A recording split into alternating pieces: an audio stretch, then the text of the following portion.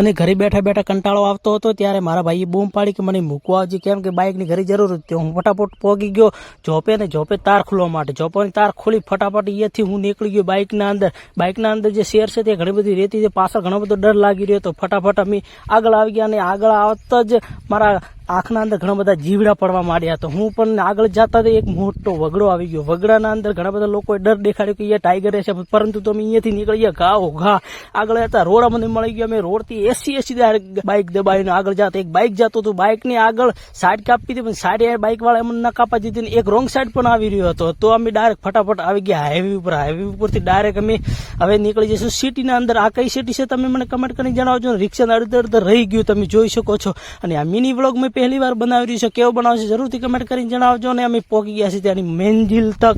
ને આ મંજિલ છે ત્યાંથી ભાઈ અમારો છે તે ફટાફટ ટીપન લઈને ત્યાંથી નીકળી ગયો. મેં તેને ઉતારી દીધો હતો.